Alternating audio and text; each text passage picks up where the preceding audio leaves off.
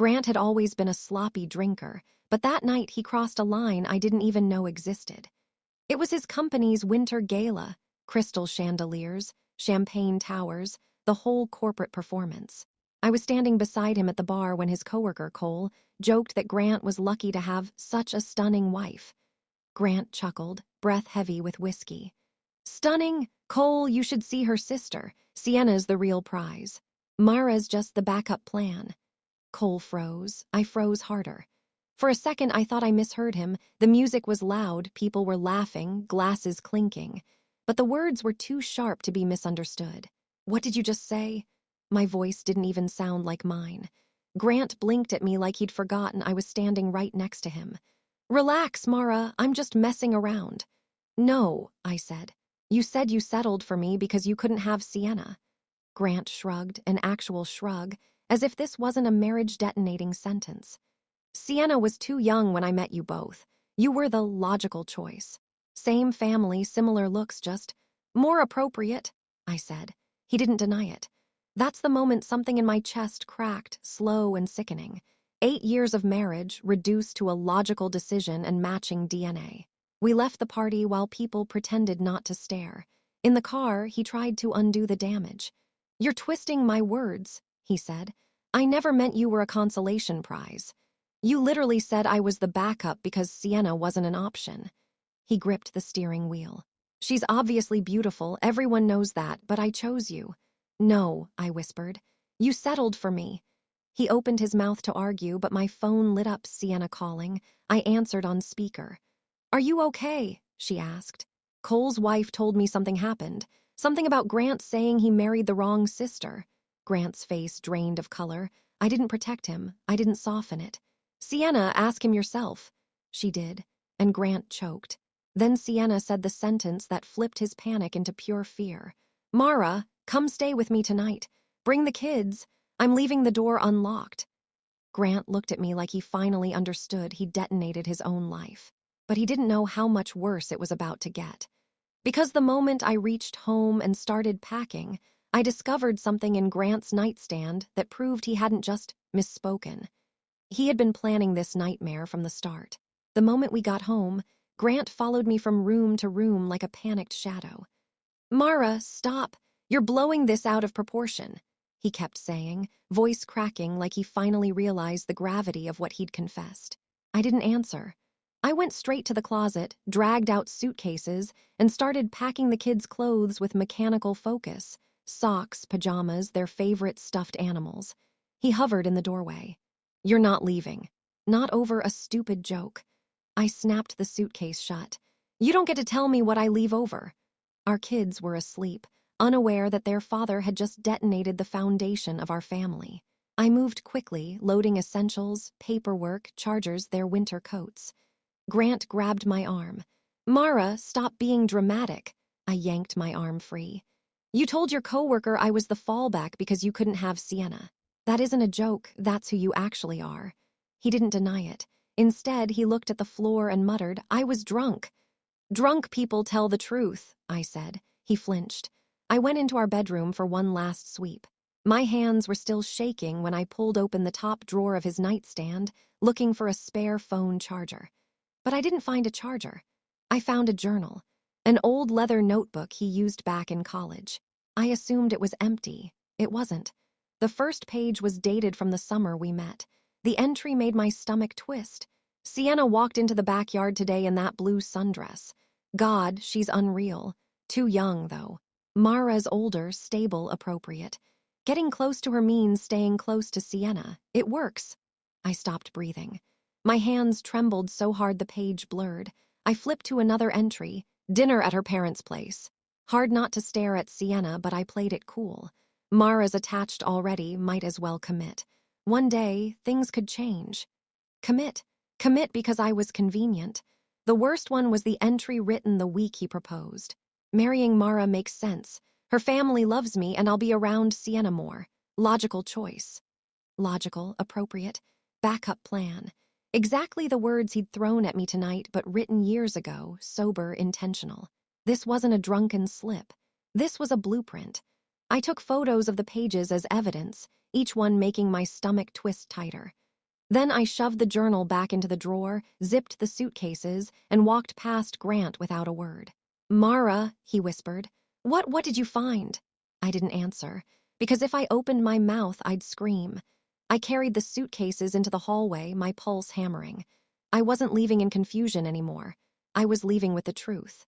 But the real explosion came the next morning, when my parents arrived and confronted Grant, and he said something so vile that even they cut him out instantly. I barely slept. The kids were curled up on the couch at Sienna's apartment, and I sat awake in the armchair all night replaying Grant's words, the journal entries, everything. At 9 a.m., my parents arrived, exactly like Sienna said they would. My mother pushed through the door first, eyes already swollen. My father followed, his jaw set the way it gets when he's seconds away from losing his temper. "Mara!" He pulled me into his arms. "Tell us everything." So I did. Every word Grant had said at the gala. Every detail of the journal entries. Every moment that now made sense in hindsight. My mother covered her mouth, shaking harder with each sentence. My father's face slowly turned a color I'd never seen on him before, a dangerous red. Sienna stood behind me, arms crossed, staring at the ground like she was physically restraining herself from marching over to my house and tearing Grant apart. My father didn't wait, he took out his phone. "Dad, what are you doing?" I asked. "Calling your husband." My stomach tightened. Sienna grabbed my hand, bracing for impact. Grant answered on the second ring. My father put it on speaker. "Grant," he said, voice low and steady, the tone he only used when a line had been crossed. "You're no longer welcome at our home. You don't come to holidays, birthdays, family dinners, nothing." I could hear Grant inhale sharply. "Sir, please just let me explain. You humiliated my daughter in front of your coworkers." My father cut him off.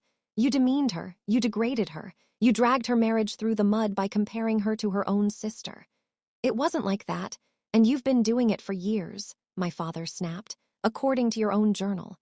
Grant went silent, completely silent. "You communicate through lawyers now," my father said, "and only regarding the children. Don't call Mara again." "Sir," my father ended the call. The room was so quiet I could hear my heartbeat. Then the phone buzzed in my hand, text after text flooding in. "Grant, your father is overreacting. Grant, you're twisting everything. Grant, you're turning everyone against me. Grant, you're destroying our family over nothing. Grant, Sienna is loving this, isn't she? She always wanted attention." That last message, I swear I felt the air crack. Sienna snatched the phone from my hand, jaw clenched so tight her voice came out shaking. "He really thinks this is about me?" I nodded. She exhaled sharply and handed my phone back. "He's done," she said. "He has no idea what's about to come his way." But she was wrong. Grant wasn't done. He was about to spiral into a level of panic I hadn't seen yet. And he crossed a line that forced HR, lawyers, and half the neighborhood into the mess. Because the moment Grant tried to fix the situation at work, he accidentally exposed how long he'd been obsessing over Sienna, and his entire office turned against him. I thought the humiliation from the gala would keep Grant quiet for a while. It didn't. By Monday morning, he was already trying to control the narrative, and he made it 10 times worse. I was in Sienna's kitchen making breakfast for the kids when my phone buzzed. It was Marin, a friend who worked at Grant's company. "Marin, you won't believe this. HR called 3 people into the office this morning because of what Grant said at the gala." I felt my stomach tighten. "What do you mean, Marin?" "He tried to tell HR that you're unstable and made up the whole wrong sister thing." I almost laughed, not because it was funny, but because of how predictable he was. Grant had always assumed he was smarter than everyone else. He thought HR would take his side. He forgot the gala wasn't a private moment, it was a public stage. Marin continued texting. Marin. He said he was venting about family pressure. But then Cole walked in and told HR the exact words Grant said, word for word. Cole, the coworker who had been standing right there when Grant said I was the backup option. I could practically imagine the HR rep's face. I texted Marin back. "Did anyone else say something?" Her reply came fast. Marin. "Oh, you have no idea." Once Cole spoke up, 2 more women said Grant constantly talks about Sienna. One said he showed her Sienna's photos at lunch and said, "My wife's sister is a model. I got the practical one." My blood turned cold. Another message, Marin. And another coworker said Grant compares you two nonstop. Said he always brags about how perfect Sienna is. Sienna, who was standing next to me, froze as I read the texts out loud. She whispered, "He said those things at work. To strangers." The kids were in the living room watching cartoons, but I still lowered my voice. "Yes," I said, "for years." Sienna moved to the counter and gripped the edge so hard her knuckles turned white.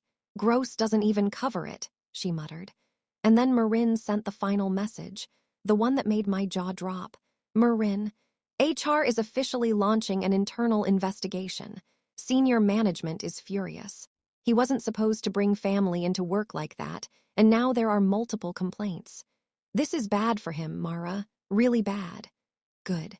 Not because I wanted revenge, but because for the first time in years, someone besides me finally saw the full picture. Grant wasn't just a bad husband. He was a man obsessed with someone who never wanted him, and he couldn't even hide it at work. He'd already destroyed our marriage. Now he was tearing down his career trying to protect his pride. But the worst part? He still thought he could fix everything. Later that day, he tried. And that attempt turned into the ugliest confrontation yet. Because that same evening, Grant showed up at Sienna's apartment unannounced, and what he said at the door made the kids cry and forced my sister to physically block him from entering. By evening, I had finally calmed the kids down with a movie and warm cocoa. They were curled up on Sienna's couch, blissfully unaware of how badly their father was unraveling. Sienna was in the kitchen, pacing with her phone in her hand, muttering about sending HR every screenshot we had. Then the doorbell rang. Not once, not twice, but 5 sharp, aggressive buzzes. I'd know that impatience anywhere. Sienna turned toward me, eyes narrowing. "If that's who I think it is, stay behind me." She opened the door just enough to see, and sure enough, Grant stood there, hair unwashed, eyes red, clothes wrinkled like he'd been pacing or drinking or both. "Mara," he barked, trying to look past her. "I need to see my kids. Move." Sienna didn't move an inch. "You don't show up at people's homes uninvited," she said. "Especially not after what you did." Grant scoffed. "What I did? Really, you're acting like I committed a crime. I made one stupid comment." "You made dozens," Sienna snapped. "At work, at family gatherings, for years." Grant shoved a hand through his hair. "You've always had it out for me. You're poisoning Mara against me." I stepped into view then, because I refused to let him spin this into his delusion. "Grant," I said firmly, "you need to leave. We'll arrange visitation through lawyers." His face changed, that sudden, dangerous shift from panic to anger. "Oh, so now you're turning my kids against me.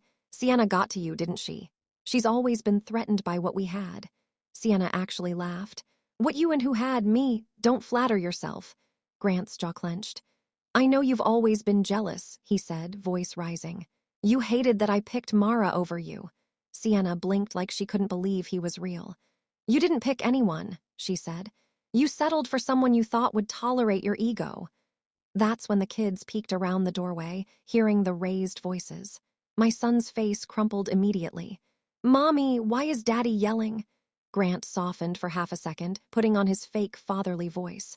"Buddy, come here, Daddy just wants to talk." "No," Sienna said sharply, stepping further into the doorway. "You don't get to drag them into your mess." Grant raised his voice again. "Sienna, move before..." Before what? Before he pushed past her. Before he scared the kids more. I stepped forward and spoke with a clarity I didn't know I still had. "Grant, leave, now, or I'm calling security." He stared at me, this mix of disbelief and rage and desperation twisting his face. "This isn't over," he muttered. Then he stormed off down the hall, slamming the stairwell door so hard the kids jumped and my daughter burst into tears. Sienna closed the door gently and knelt down to hug them both. "It's okay," she whispered. "He's gone." But I knew this wasn't over, not even close. Because that night, my phone exploded with calls from his parents, and they said something that made my entire stomach drop. Grant's parents admitted they'd known for years he was obsessed with Sienna, and the truth they revealed changed everything about my marriage. Sienna had barely gotten the kids calmed down when my phone started vibrating nonstop. Grant's parents, I didn't want to talk, not to them, not to anyone, but Sienna said quietly, "You might need to hear what they have to say." So I stepped into the hallway and picked up. Grant's mother didn't even say hello. She was already crying. "Mara, I'm so sorry." Her voice shook like she'd been holding something in for years, and that alone put me on edge. "What are you sorry for?" I asked. She inhaled shakily. "I should have warned you a long time ago." Warned me about what? Before I could ask, Grant's father cut in, sounding defeated and tired. "We knew he had an issue with Sienna." My blood ran cold. "What issue?" I demanded. Grant's mother choked on a sob. "From the moment he met her, he was fixated. We thought marriage would fix it. We thought you would fix it." Fix him? Fix an obsession nobody bothered to warn me about. She continued rambling, her words stumbling out. "He used to talk about her too much, even before you two were serious. We told him it was inappropriate. We told him to stop comparing you. But he just—" I cut her off. "You're telling me you knew he was obsessed with my sister before he married me?" Silence. The kind of silence that answers a question louder than any words could. Grant's father finally spoke. "Mara, we didn't know it was this bad. But yes, we knew." My heartbeat hammered so loud I could barely hear my own breath. Grant's mother whispered, "I thought you were good for him. I thought you'd make him feel secure, break whatever that fixation was. I was wrong. I'm so sorry." It was like getting hit with a second betrayal layered on top of the first. Not only did Grant use me, his parents let him. They let me walk into a marriage with a man who already wished he was marrying someone else. I swallowed hard. "You should have told me." "We know," his mother cried. "We know, we failed you, we failed him too." I didn't respond, because the hurt was too sharp, too deep, too humiliating. After a long, shaky silence, Grant's father spoke again, voice weighted with guilt. "We're calling a family meeting tomorrow, without Grant.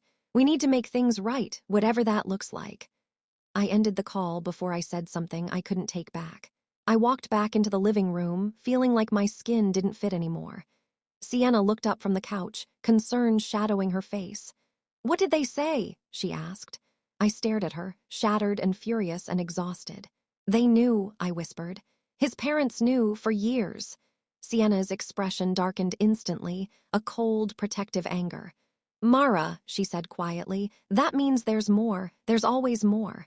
She was right. And I was about to uncover the darkest part of Grant's obsession, the part he had hidden inside our own home. Because when I returned to the house the next day to grab more of the kids' things, I found something in Grant's office that made everything else look small. The next morning, I drove back to the house alone. I told Sienna it was just to grab the kids' coats and a few school things. But the truth was, after what Grant's parents admitted, I needed to walk through that house with new eyes. The house was silent when I opened the door. Too silent, like it was holding its breath. I walked past our wedding photo on the wall, the one where he was smiling at me. Except now, all I could see was the lie behind that smile. I headed upstairs to pack the kids' bags, but something pulled me toward Grant's office. A gut feeling, a warning, a dare. His office door was slightly ajar. I pushed it open. The room hit me like a punch, because it looked exactly the same as always, organized, polished, deceptively normal. But I knew better now. Normal had never existed here. I opened his desk drawers, expecting to find nothing. Maybe I was overthinking. Maybe I was looking for pain. But then I opened the second drawer, the one he always kept locked. It wasn't locked today. Inside was a folder labeled in his handwriting. Hart. Personal notes. My stomach twisted. Hart, Sienna's last name. I sat down, hands trembling, and opened the folder. The first page was a printed screenshot of Sienna's public Instagram. He'd circled her photos in red ink. Next to them he had written, "Why can't Mara try this look? Style goals. Perfect proportions." I felt sick. The next page, a printed calendar of every family event from the past 5 years. Next to each one he had scribbled things like, "Sienna wore blue, stunning. Sienna arriving late, ask about work. Try to sit near Sienna at dinner." These weren't observations. These were plans.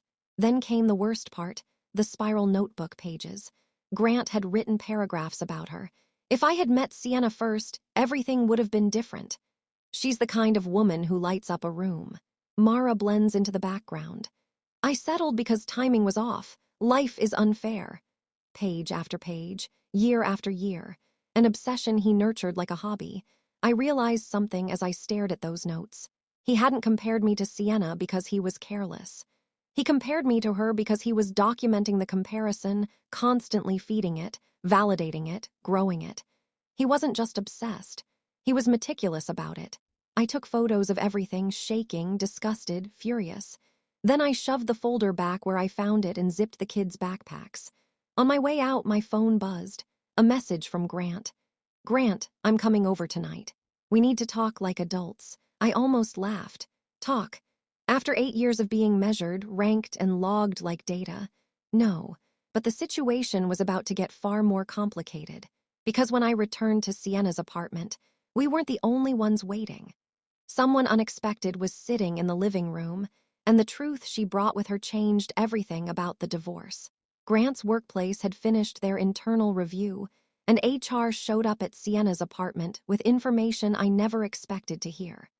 When I got back to Sienna's apartment, the kids were coloring on the floor, and Sienna was sitting stiffly on the couch. But she wasn't alone.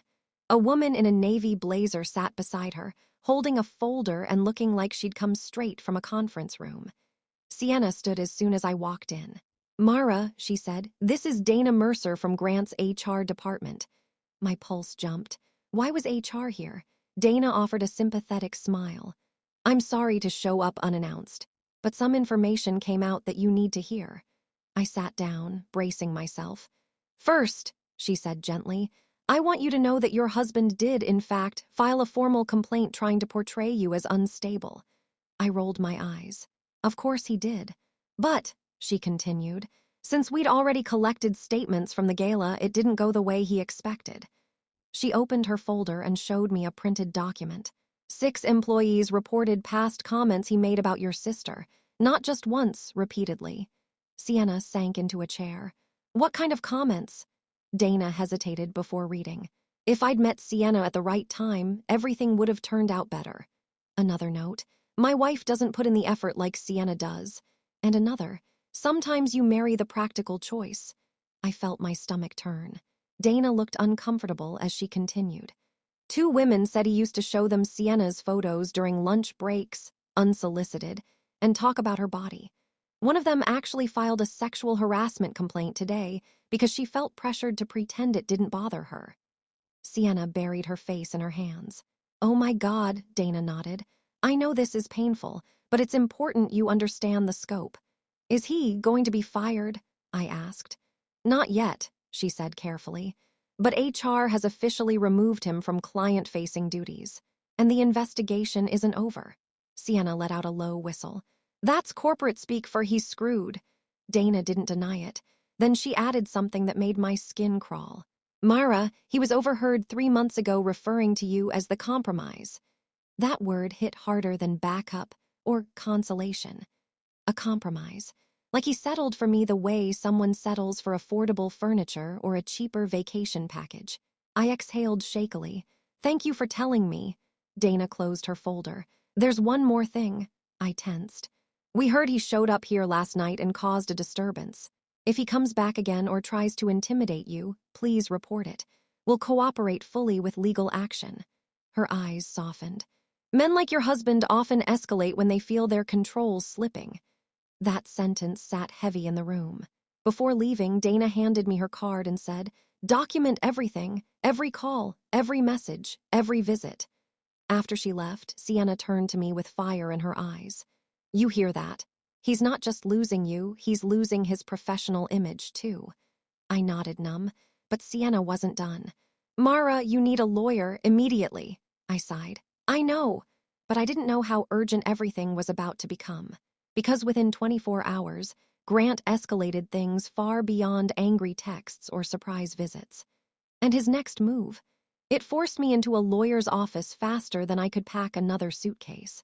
Because the next morning, Grant filed his own divorce petition, twisting the story so badly it felt like fiction, and my lawyer told me to prepare for war. I thought the situation had already hit rock bottom, but Grant always found a way to dig deeper. The next morning, my email pinged while I was brushing my teeth. A notification from a law office I didn't recognize. Subject, Ellison V's. Ellison, petition filed. My stomach dropped so hard I had to grab the sink. He filed for divorce. Not just filed first, trying to control the story before I could. I opened the document. With every line I read, my pulse climbed higher. Grant had rewritten our marriage like he was writing fiction. He claimed, I had emotional instability. I fabricated events from the gala. I encouraged family members to harass him. I was alienating the children. I had a long history of insecurity towards Sienna, he even wrote. Mara's jealousy of her sister has caused major marital strain for years. I almost threw my phone across the room. Jealousy? No, he was projecting his own obsession onto me like he always did. He finished the petition by requesting equal custody, citing that he was the more stable parent. I laughed. A bitter, shocked, exhausted laugh. Sienna walked in and found me staring at the document like it was a creature with fangs. What happened? She asked. I handed her my phone. She read 3 sentences before her face twisted in disgust. Oh, hell no, he wants war. He's getting war. That's when I called the lawyer. Dana from HR had indirectly pointed me toward Attorney Callista Rhodes, a sharp, seasoned woman known for dismantling manipulative spouses without blinking. I booked the earliest appointment possible. Number Callista's office. 2 hours later, her office smelled like peppermint and printer ink. Clean, modern, intimidating in a comforting way. She sat across from me with a legal pad, expression focused, not sympathetic. Good, I didn't want sympathy. I wanted someone who could tear Grant's lies apart. Tell me everything, she said, so I did. I told her about the gala. The comments, the journal, the folder labeled with Sienna's name, the HR investigation, the harassment at the door, his parents' confession, his rewritten fantasy divorce petition. Callista didn't interrupt once. When I finished, she tapped her pen and said, This is classic deflection. He's trying to paint you as unstable before the truth about him becomes public record. Can he get away with it? I asked. No, she answered plainly. Not with what you just gave me. Callista asked for documentation. Screenshots, photos of the journal, notes from HR. Statements from Sienna, my parents, coworkers, everything. I handed over everything I had, and she nodded like she'd already won the case. But then her expression tightened. There's something you need to prepare yourself for, she said. I braced. Men like Grant, they don't go quietly. They don't accept losing control. They escalate. A chill crawled up my spine. Escalate how? Callista steepled her fingers. He'll either try to manipulate the kids or he'll try to win you back. Whichever gets him the most control. She wasn't wrong. Because that night, Grant sent me an email so manipulative, so full of twisted apologies and emotional bait, that even Callista said, Save this. This helps us. I didn't think Grant could surprise me anymore, but I was wrong. His next move was so pathetic and desperate.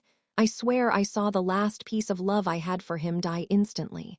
Because the very next day, Grant showed up at mediation and broke down sobbing in front of the mediator, only to accidentally reveal the darkest truth he'd been hiding all along. Mediation was scheduled for 10 a.m. I showed up 10 minutes early with Callista, who walked like she'd already buried 3 men exactly like Grant before breakfast. The mediator, Lena Shaw, greeted us politely and led us into a calm, neutral room with soft chairs and a small table. The kind of place designed to prevent people from screaming. Grant arrived late. Of course he did. His eyes were puffy like he hadn't slept, his shirt wrinkled, his face a mix of desperation and self-pity. He didn't look at me. He didn't look at Callista. He looked terrified. Good. Lena began with the standard speech: fairness, cooperation, child-centered decisions.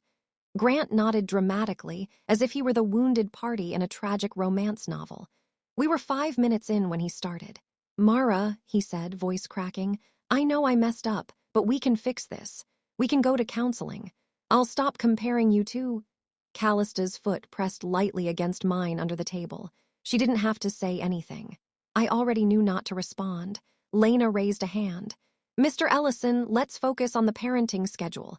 But Grant wasn't done humiliating himself. No, he said, voice rising. She needs to hear this. You don't just throw away a family because of one mistake.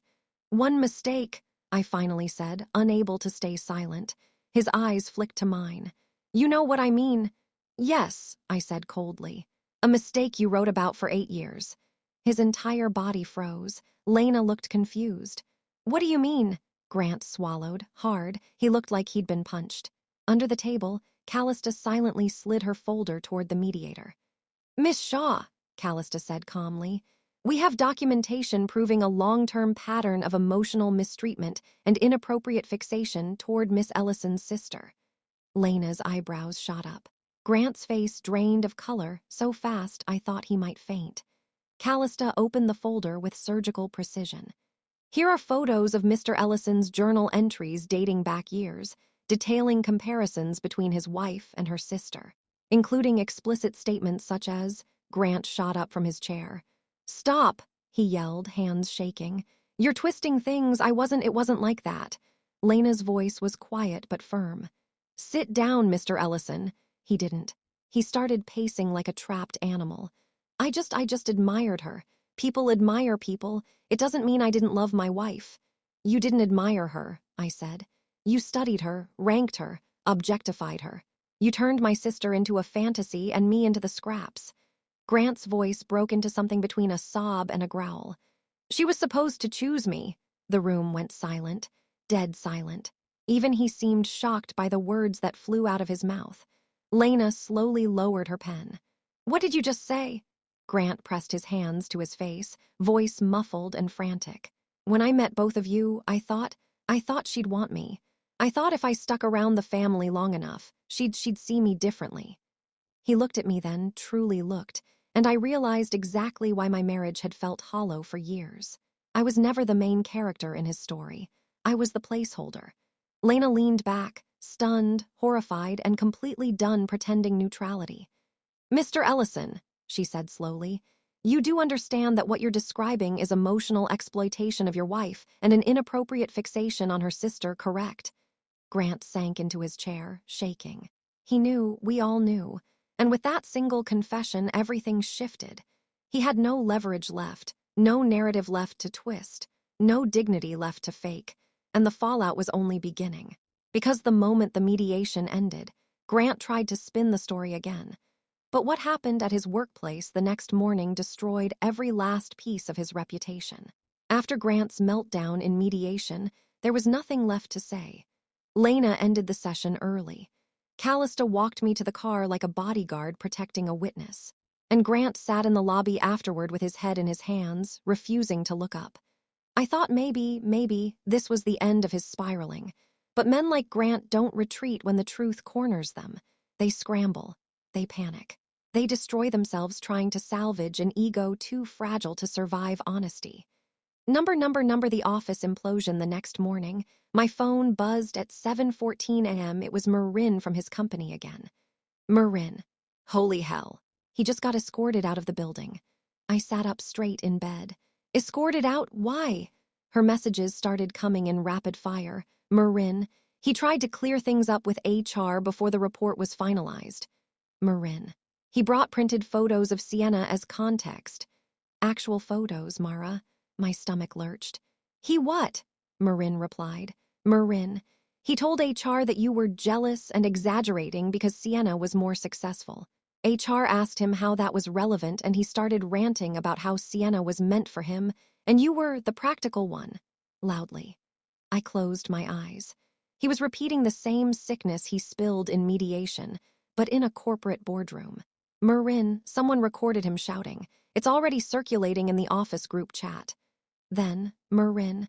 HR called security because he wouldn't leave. He kept saying no one understood the family dynamics. Family dynamics. That was his new excuse for obsession. I didn't reply for a minute. My hands were shaking. Then Marin sent the final message. Marin, they've placed him on mandatory leave, effective immediately. He's done, Mara. Completely done. Number Sienna's reaction when I told Sienna.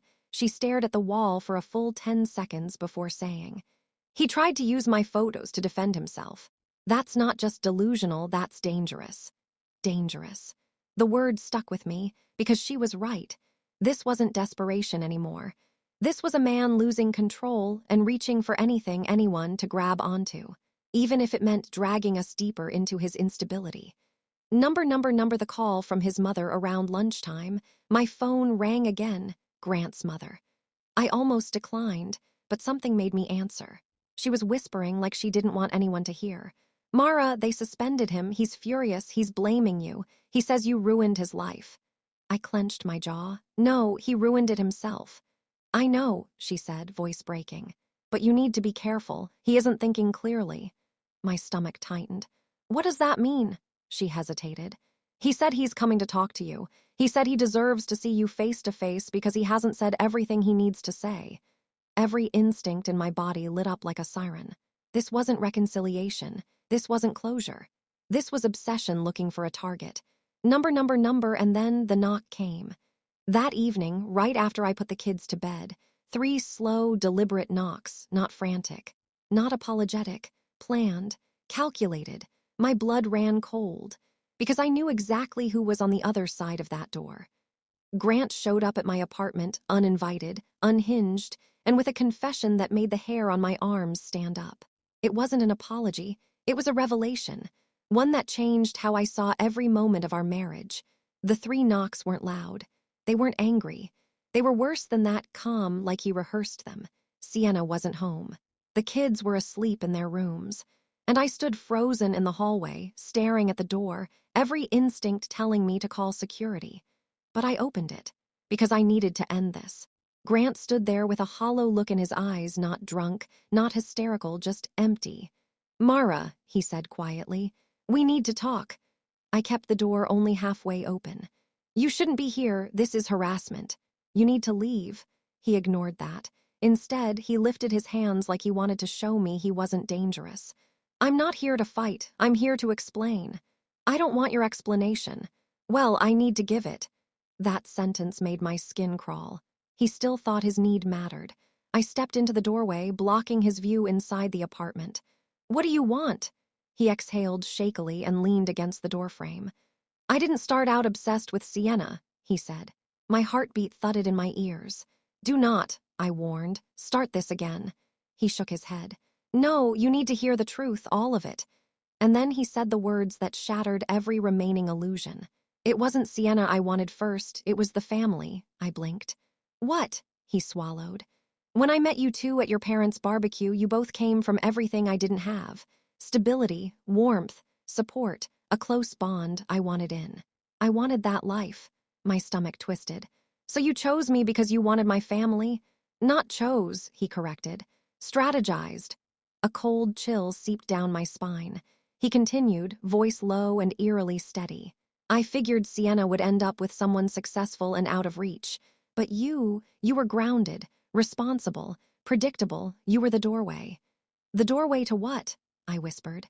To being part of a family that actually cared, he said. Your parents loved me. Sienna loved having me around. You were the way in. My chest tightened with a mixture of disgust and grief. He went on, you didn't intimidate me. You didn't challenge me. You made space for me in a way Sienna never would have. I knew if I married you, I'd always orbit her. I'd always be close. I wanted to slam the door, but shock pinned me in place.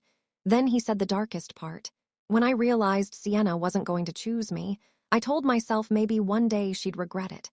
Maybe she'd see what she missed. And until then, he shrugged weakly. Being married to you kept me close enough to pretend. I felt the blood drain from my face. You used me, I said, voice shaking. For access, for proximity, for fantasy. It wasn't like that. It was exactly like that. He reached out like he wanted to touch my arm. I stepped back so fast he flinched. So what now? I asked. You want forgiveness? No, he said softly. I want you to understand why I did it. I never meant to hurt you. I just didn't want to lose the life I built through you. That sentence sealed everything. He never loved me. He loved the ecosystem I came with. And he loved Sienna in a way that wasn't love at all, it was possession. I closed the door slowly, never taking my eyes off his. Grant, I said, I don't care anymore. You don't get access to me, or to my family, not ever again. His face twisted, not with anger, but with fear. Please, he whispered. You can't cut me out. I already did, I said. Then I shut the door and locked it. The next morning, the court decision came in, the ruling that officially ended our marriage and determined the custody arrangement. But what happened after the divorce was finalized was something I never expected, and it changed the rest of my life. The next morning, I woke up before the kids. I didn't check my phone right away. I made coffee. I stood by the window. And for the first time in months, the air didn't feel heavy. When I finally picked up my phone, there it was. Superior Court notification, Ellison versus Ellison final decree issued. It was over. Not ongoing, not in review, not pending signatures. Final. Callista called minutes later. Mara, it's done. Custody is exactly what we asked for.